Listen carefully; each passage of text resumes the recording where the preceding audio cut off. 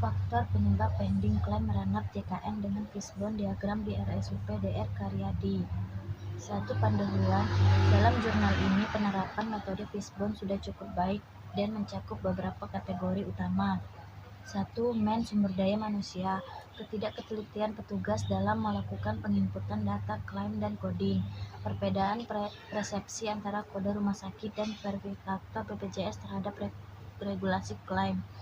Kurangnya pelatihan dan pengalaman dalam melakukan coding yang akurat. 2. Material bahan. Ketidaklengkapan dokumen pendukung diagnosis dan tindakan medis. Berkas klaim tidak lengkap sehingga harus dikembalikan dan menyebabkan pending klaim. 3. Margin atau peralatan. Gangguan pada aplikasi klaim jasa raharja yang menghambat proses klaim. Kesalahan pada sistem INA Cibigis yang menyebabkan keterlambatan klaim pengajuan klaim. 4. Metode. Perbedaan pemahaman mengenai aturan coding ICD-10 dan ICD-9-CM antara kode dan verifikasi BPJS.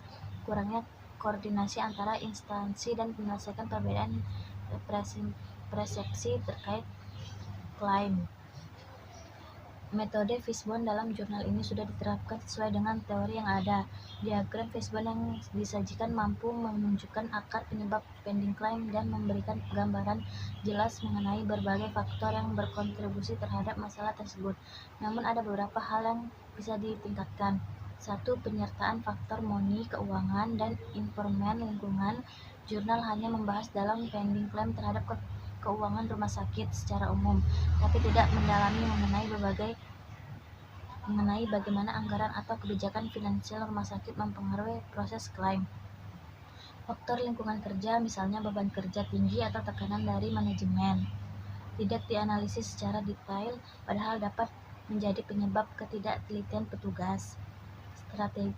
Strategi penyelesaian masalah berdasarkan fishbone diagram.